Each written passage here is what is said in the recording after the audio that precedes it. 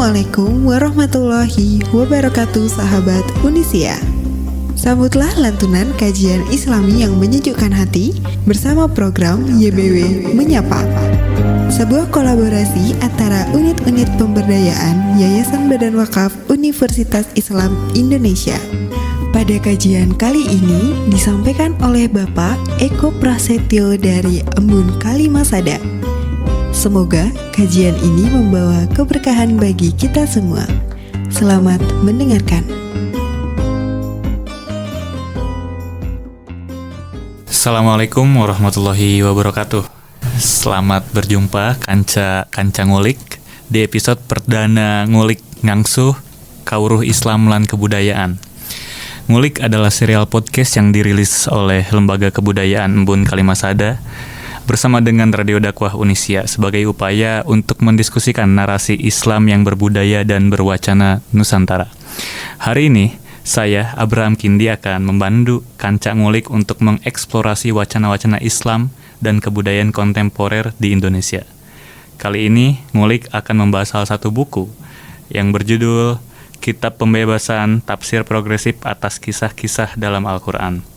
Buku tersebut bercerita banyak tentang kisah para nabi, tetapi dalam perspektif yang sedikit berbeda. Kali ini, kita dibersamai bersama Mas Eko Prasetyo, yang juga merupakan penulis buku. Selamat pagi, Mas Eko. Selamat pagi. Bagaimana kabarnya, Mas Eko? Alhamdulillah, baik. Oke. Mungkin dalam pertanyaan pertama untuk episode kali ini, kita akan membahas tentang kisah Nabi Ibrahim. Tapi sebelum ke sana, saya ingin mengetahui lebih banyak tentang bagaimana sih Mas Eko tuh proses karya dalam proses buku tersebut, bagaimana, apa latar belakang yang menjadi motivasi Mas Eko membuat buku kitab pembahasan tersebut. Pertama, saya masih Kindi dan Yayasan Kalimasada yang telah memberi ruang bagi saya untuk bicara tentang buku yang saya tulis, yang mungkin ini buku cukup lama, kira-kira 5-6 tahun yang lampau ya. Buku ini sebenarnya merupakan satu buku yang dilatar belakangi oleh 3 hal sebenarnya. Pertama adalah konservatisme dalam pandangan keagamaan kita yang membuat agama itu kehilangan kepedulian dan kepekaan pada situasi sosial. Saya melihat agama kemudian jatuh menjadi ritual gitu, dan ketika agama menjadi ritual itu agama kemudian kehilangan semangat pembebasannya. Saya ingin menghidupkan agama sebagai kekuatan pembebas, agama sebagai Islam terutama sebagai kekuatan yang berpihak pada mereka yang lemah dan tidak berdaya gitu. Nah, kitab pembebasan itu adalah upaya untuk menafsirkan kisah-kisah itu dalam semangat pembebasan seperti itu.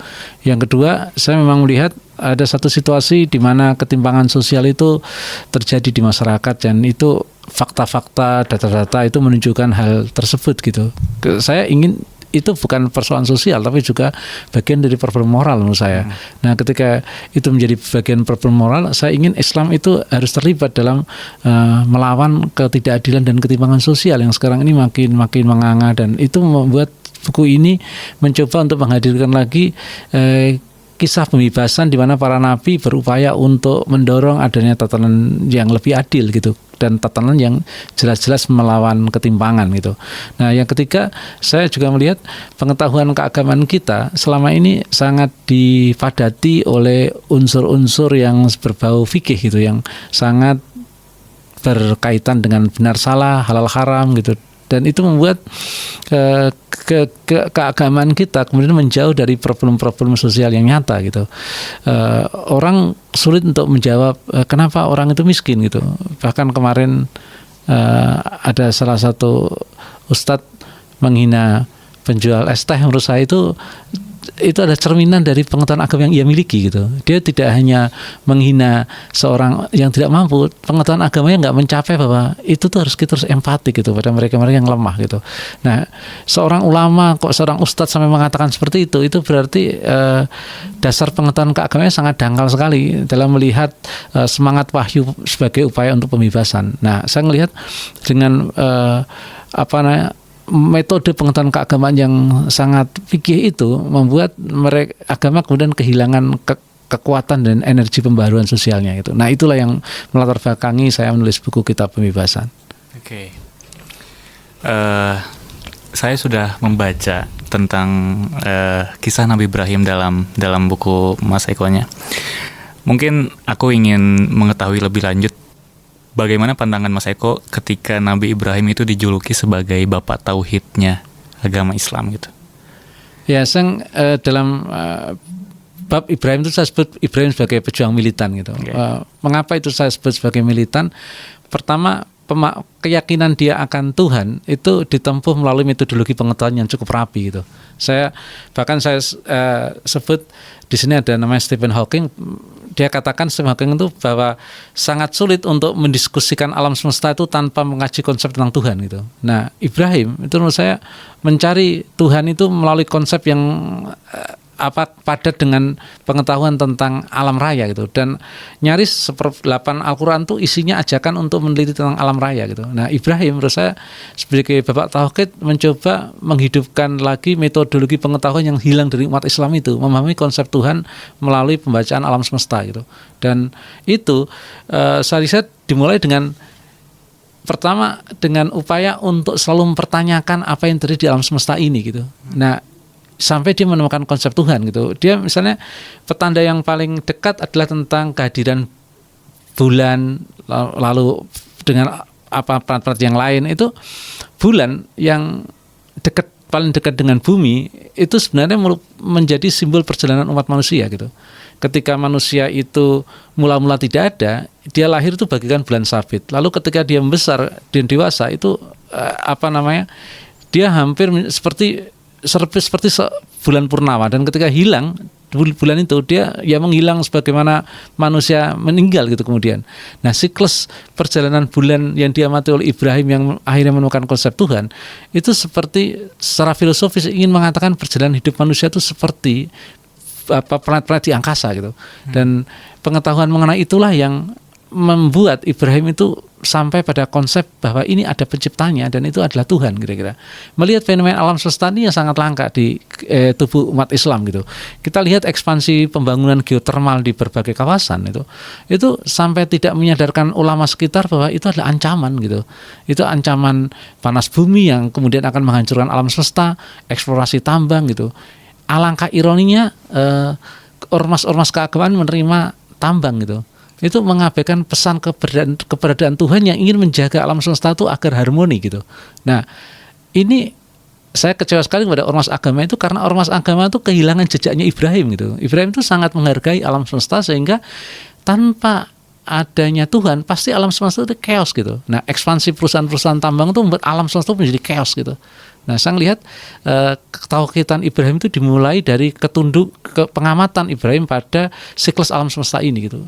Yang kedua, itu ketundukan itu dimulai dari pertanyaan besar dia, atau dalam istilah metodologi pendidikan itu adalah refleksi gitu. Cara dia untuk memahami satu situasi sosial yang kemudian membuat dia tidak percaya akan keberadaan berhala kira-kira. Ya. Nah, itu kalau dalam dalam biografi Ibrahim itu dimulai dari usia 14 tahun sampai 16 tahun gitu. Bahkan ketika Ibrahim itu menghancurkan berhala-berhala, itu usianya tuh ini baru 16 tahun gitu. Dan biografinya menyebutkan, karena kita ini kan di Indonesia itu kan nggak ada berhala atau kira-kira paling candi itu. Okay. Kalau kita lihat ukuran berhala-berhala Ibrahim itu kira-kira berhalanya itu sampai 65 meter dan 12 meter, itu kan tinggi sekali menurut saya. Itu kalau Ibrahim hidup dalam hari ini pasti baliho pilkada dijatuhin semua sama dia gitu saya. Saya ngelihat karena baliho pilkada itu kan tinggi-tinggi semua, dan itu bagian dari berhala bagi Ibrahim. Anak usia 16 tahun menjatuhkan berhala 65 meter, 12 meter, itu adalah bagian dari upaya dia untuk menghancurkan apa-apa yang dianggap pengkhianatan ketauhidan gitu. Hari ini berhala-berhala yang verbal yang visual itu muncul gitu. Entah itu papan iklan, papan pilkada, papan-papan yang sebenarnya membuat manusia itu kehilangan kontaknya dengan Allah gitu kira-kira. Nah, Ibrahim menghancurkan itu. Berhala itu bukan sekedar yang disembah. Berhala itu adalah sesuatu yang dipuja oleh seseorang, bahkan cara memperkenalkan diri seseorang melalui berhala hari ini. Nah, itu yang membuat dia menjadi pejuang tauhid. Dia meniadakan semuanya kira-kira kecuali Allah gitu kira-kira. Dan berhala-berhala pada masa itu ya pada masa-masa sekarang ini ya agen-agen iklan lah, tata ruang jalan lah, kira-kira saya sebut di situ ada upaya untuk menghidupkan berhala lagi. Yang terakhir menurut saya yang paling penting dari Ibrahim sebagai bapak ketauhidan adalah dia berlawanan dengan kepentingan status quo kira-kira. Bahkan dia berlawan dengan bapaknya gitu. Maka saya tuh selalu yakin bahwa anak tuh selalu bertentangan dengan orang tua gitu. Hanya keluarga Mulyon aja yang anaknya baik sama sejalan dengan orang tuanya menurut saya. Tapi di luar itu tuh mesti bertentangan dengan orang tua. Ibrahim itu adalah petunjuk paling konkret bagaimana dia berlawanan dengan status quo gitu. Semua anak muda itu akan selalu berlawanan dengan status quo. Termasuk Ibrahim, bertentangan dengan bapaknya, bertentangan dengan Raja Namrud gitu, dan bertentangan dengan kekuasaan yang ada di dalamnya. Untuk mencapai ketauhidan kita harus menentang status quo gitu kira-kira. Nah, prinsip penentangan atas status quo itulah yang membuat dia menjadi bapak tauhid sejati. Oke. Nah, tadi kan Ibrahim dalam umur 16 itu udah melakukan perlawanan itu ya, melawan status quo. Bahkan di lingkungan sekitarnya, di keluarganya, Ibrahim tuh berseberangan dengan ayahnya. Mempunyai pandangannya. Yang mendasari Ibrahim mempunyai pandangan dan terlepas dari status quo tuh apa, Mas Eko? Ya, kenapa bisa demikian gitu Ibrahim tuh? Nah, menurut saya ini khas dimiliki oleh anak muda ya. Pada usia 14-13 itu anak-anak itu kan sedang mencari identitas dirinya, dan Ibrahim itu melakukan itu dengan cara otodidak dan reflektif menurut saya. Yang itu agak sulit di anak usia itu dalam sistem pendidikan kita gitu. Karena dengan refleksi anak itu dibebaskan untuk mengembara pikirannya sehingga menemukan kesimpulan-kesimpulan yang ia temukan secara otentik kira-kira. Nah, kalau pendidikan agama hari-hari ini itu kan anak usia 7-5 tahun dari doktrin aja sudah menghafal ini, menghafal itu. Jadi Tuhan itu dalam diri Ibrahim dikenal melalui pengembaraan pertanyaan yang muncul dalam dirinya gitu. Sedangkan Tuhan di anak 10 tahun, 12 tahun itu Tuhan yang didefinisikan oleh para gurunya kira-kira gitu. Dan ini sangat berbeda dengan Ibrahim. Pencarian itu membuat dia sadar bahwa Tuhan yang ia cari dan ia temukan itu adalah Tuhan yang sesungguhnya, yang menguasai alam semesta, yang mengendalikan semua alam semesta ini. Nah, pengetahuan dengan cara otodidak itulah yang bisa dilakukan kalau kita diberikan ruang, dalam istilah saya lebih demokratis ya, memberikan kebebasan anak-anak untuk mengembangkan pikiran-pikiran alternatifnya kira-kira. Nah, di pendidikan kita hal itu tidak muncul gitu. Pendidikan kita masih doktrinal, intimidatif, bahkan sangat seragam kira-kira. Nah, Ibrahim sangat otentik sekali mencari Tuhan itu dengan terus bertanya-tanya, apakah ini Tuhanku, apakah ini Tuhanku gitu. Dan itu membuat dia, kalau kita lihat pencarian itu kan selalu ada ada upaya untuk membaca bahwa sifat kosmos itu memang teologis gitu. Ini agak unik nih tauhid ini. Jadi alam semesta itu memang pada dasarnya Allah tuh berperan secara dominan gitu. Sehingga dalam diri Ibrahim semua itu ada pengaturnya semuanya. Bulan, bintang dan semua alam semesta, dengan membaca alam semesta itu dia yakin bahwa pengaturan yang tertib ini tidak ada lain kecuali Allah gitu. Tapi itu ditemukan tidak dengan doktrin gitu, tapi ditemukan dengan cara pengembaraan pikiran-pikiran dia yang diberikan kebebasan. Hari ini saya lihat sulit buat anak kecil melihat langit lalu percaya sama Tuhan gitu kira-kira. Karena pengetahuan agamanya itu hafalan, doktrinal. Kita kenal tauhid itu kan tidak melokus-melogi kira-kira. Kita kenal tauhid adalah bahwa Allah itu Esa, Allah itu satu, Allah itu tunggal. Iya, itu secara definitif. Tapi bagi Ibrahim bukan soal jumlah dan esanya itu, tapi bagaimana sang penguasa ini mengatur alam semesta ini sehingga serapi seperti ini kira-kira. Nah, ini yang menurut saya yang hilang dalam aspek pendidikan di kita, tapi yang dikuatkan oleh Ibrahim kira-kira. Oke. Tadi menyoroti tentang pendidikan, pengembaraan seorang anak muda itu menjadi hal yang krusial ya dalam usia-usianya. Nah, tapi ketika melihat tadi kan Mas Eko menyoroti tentang pendidikan yang doktrinal di kita tuh.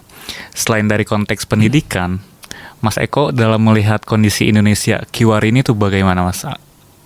Ada sesuatu yang menggelitik apakah yang dilihat di Indonesia akhir-akhir ini? Dalam konteks pendidikan atau dalam konteks apa? Pendidikan, sosial. Oh iya, saya ngelihat kalau dalam konteks episode Ibrahim ini menurut saya yang hilang adalah ruang kebebasan anak-anak kita untuk mendapatkan pengetahuan yang sesungguhnya kira-kira. Hari-hari ini saya sedih sekali ya, anak-anak menjadi korban kekerasan baik itu oleh temannya, baik itu oleh lingkungannya gitu, sehingga suasana kebebasan itu tidak didapatkan gitu. Kalau suasana kebebasan tidak didapatkan, maka yang terjadi adalah ketakutan gitu. Tidak mungkin kita menemukan Tuhan dalam suasana yang penuh takut kira-kira. Nah, bahkan pada suasana yang lebih umum, makin kekuasaan tidak demokratis itu makin sulit untuk kita sejahtera kira-kira. Karena setiap orang kemudian takut untuk berinisiatif, takut setiap orang untuk mengembangkan kemampuannya gitu. Karena dia dibatasi oleh entah itu intimidasi, kekerasan, aturan, dan ancaman. Dalam dunia pendidikan itu terjadi. Di Ibrahim, kesadaran ketauhidan itu yang membuat dia kemudian percaya bahwa dia hanya tunduk pada Allah semata gitu. Tidak bahkan tidak akan tunduk pada otoritas yang dimiliki oleh orang tuanya, apalagi penguasa kira-kira. Yang kedua, memang dalam situasi Indonesia hari ini, saya melihat kisah Ibrahim itu menjadi penting karena kisah Ibrahim itu menunjukkan bahwa manusia itu berdaulat, subjek yang otonom gitu. Hari-hari ini untuk mencari subjek berdaulat itu susah gitu. Bahkan seorang politisi misalnya, dia harus tunduk bukan pada nuraninya, tapi dia tunduk pada aturan partainya gitu. Dia tunduk pada kekuasaan yang membayarinya gitu. Nah, hari ini rasa-rasanya kita kehilangan suasana etik Ibrahim gitu. Ibrahim itu sangat pemberani sekali. Bahkan untuk anak seusia segitu di sidang itu dia yakin saja gitu. Saat dia dihukum bakar, dia yakin bahwa Allah akan menolong dia gitu. Jadi keyakinan etisnya itu membuat dia memiliki keberanian. Hari ini keberanian publik itu lemah gitu, apalagi mahasiswa ya. Paling protes kalau ada situasi media sosial ramai baru demo kira-kira. Sangat sedikit sekali kan, baru kemarin aja ada aksi-aksi yang muncul. Tapi secara umum orang itu untuk memiliki keberanian melawan yang mungkar tuh melemah hari ini gitu. Karena dia tidak merasa bahwa kebenaran itu pantas diperjuangkan gitu. Kebenaran itu ya bisa dikompromikan. Bahkan kebenaran itu nasibnya selalu sengsara kira-kira. Kalau orang berani ya pasti kena undang-undang ITE, kena kriminalisasi gitu kira-kira, kena sanksi. Nah, Ibrahim itu menunjukkan bahwa kalau orang bertauhid itu harus berani, bahkan sampai seorang ulama harus bersekutu dengan istana. Menurut saya itu bagian dari ketakutan menurut saya. Ya dulu Ibrahim kan pasti ini cuma potongan ayat, toh. Pasti Namrud kan nggak mungkin langsung hukum bakar menurut saya. Pasti ada negosiasi toh. Jadi karena Quran itu kan tidak menjelaskan utuh sebuah cerita kan, dia hanya memberikan moral cerita itu apa tuh kira-kira. Saya rasa Namrud pasti menawar-nawar dengan Ibrahim itu gitu. Tapi ini Ibrahim nggak mau sama sekali. Jadi Ibrahim tidak mengenal koalisi atau aliansi dalam memperjuangkan dakwahnya ya. Nah di ulama-ulama kita masih itu terjadi. Keberanian itu menghilang lama-lama. Orang tauhid itu harusnya punya keberanian. Nah, hilangnya keberanian itu membuat ya istilah saya dia mulai kehilangan kepekaan gitu. Ibrahim itu pada alam semesta aja peka, apalagi pada manusia ciptaan Allah gitu. Bahkan dalam yang fantastis itu ada 750 ayat yang meminta manusia itu untuk memperhatikan alam semesta. Itu kan berarti 1/8 isi kitab itu suruh memperhatikan alam semesta hari ini itu.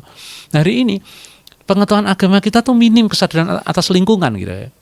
Jadi proyek strategis nasional nggak ada organisasi agama yang menolak atau melawan keras. Bahkan ya seperti saya tadi ceritakan, dia bersekutu untuk menerima tambang gitu.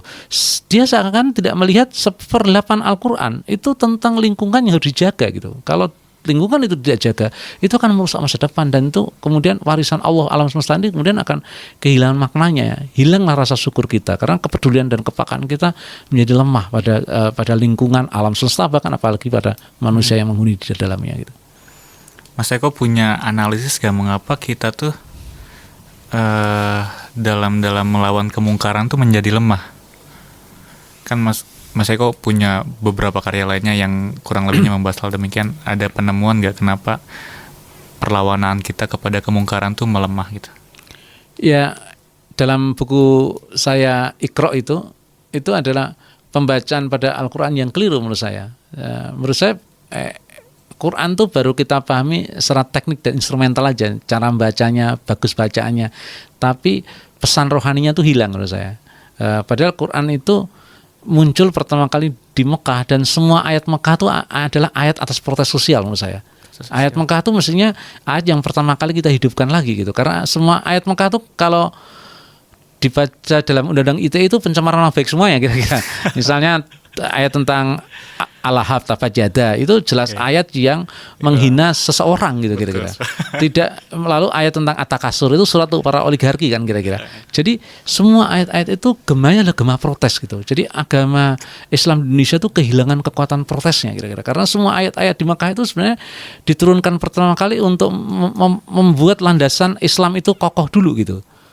Kita ini meletakkan Quran tuh hanya sebagai objek gitu. Jadi harus Quran tuh bukan menaklukkan kita, tapi kita berupaya menaklukkan Quran menurut saya. Ini yang beda sekali. Kalau kita ini menaklukkan Al-Quran, maka Quran dihukumi dengan bacaan yang bagus, bacaan yang indah, hafalan yang sebanyak-banyaknya.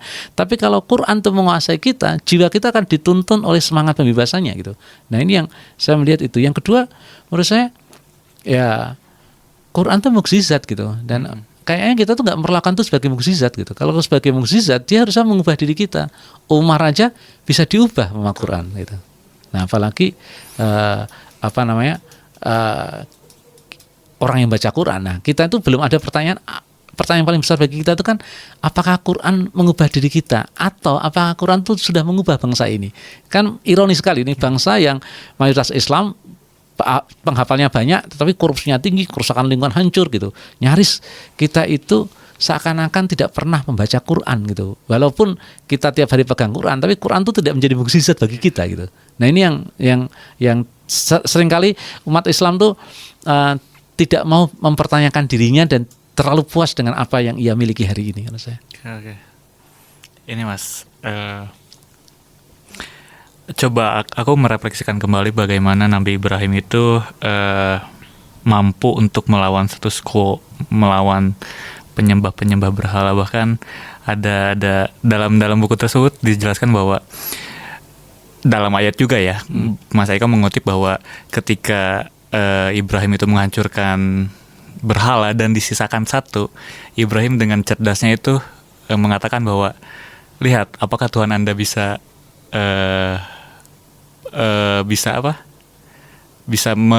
memberitahu siapa yang menghancurkan gitu kan, kurang lebihnya.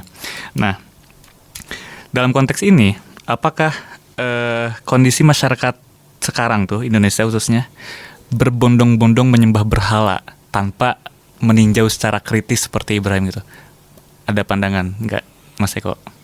Ya, ketika saya nafsirkan Ibrahim menghancurkan berhala, itu Ibrahim itu kan sebenarnya berhala itu adalah monumen kebodohan umat saat itu kira-kira. Dan ketika Ibrahim menghancurkan dan mengatakan bahwa ditinggal disisakan satu, sebenarnya dia mengajak umat untuk belajar dari pengalaman gitu. Pendidikan belajar dari pengalaman itu yang oleh John Dewey mengatakan tuh pendidikan yang berkaca pada apa yang sudah dialami gitu. Nah, hari ini kita itu sulit untuk belajar pada masa lalu karena pelajaran sejarah kita adalah pelajaran paling buruk menurut saya gitu. Karena pelajaran sejarah kita seakan-akan tidak memberikan anak itu tauladan atas apa yang terjadi di peristiwa masa lalu, tapi hafalan atas apa yang terjadi di masa lalu gitu. Bahkan dalam pelajaran agama, selalu agama pertanyakan kapan Nabi Muhammad lahir, siapakah ibu Nabi gitu. Itu menurut saya sama dengan pertanyaan kapan Diponegoro menyerah gitu kira-kira.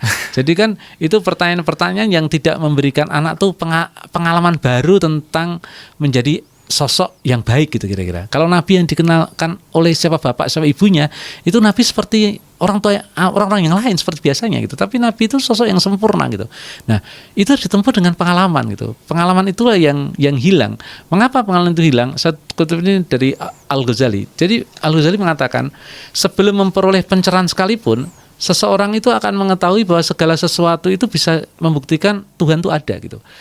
Tetapi naluri itu bisa hilang kalau naluri itu berbaur dengan masyarakat yang korup, masyarakat yang despotis, itu bisa hilang. Jadi kata Ghazali itu lingkungan itu akan mengaruhi. Lingkungan yang semakin korup membuat kita tuh sulit belajar kebaikan kira-kira.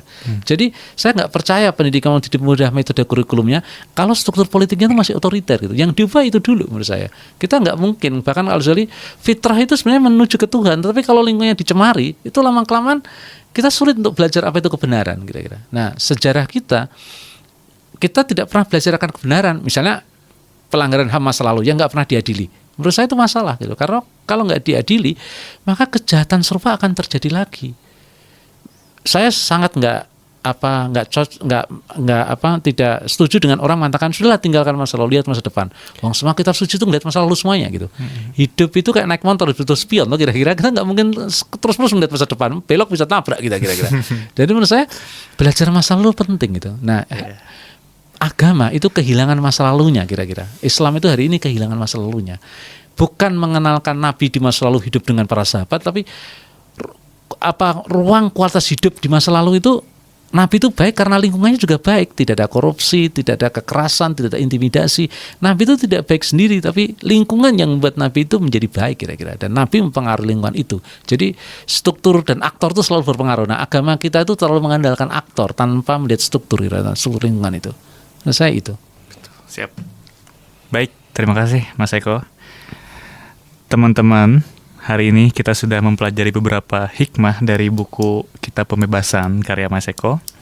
Insya Allah di episode selanjutnya kita akan membahas bab lanjutan dari buku tersebut, yaitu kisah bab tentang topik Nabi Musa. Topik Nabi Musa ini menarik, kita lihat nanti. Sampai jumpa di episode selanjutnya. Sehat selalu kanca-kanca ngulik. Wassalamualaikum warahmatullahi wabarakatuh. Terima kasih telah bergabung bersama kami dalam kajian YBW Menyapa, sebuah kolaborasi antara unit-unit pemberdayaan Yayasan Badan Wakaf Universitas Islam Indonesia.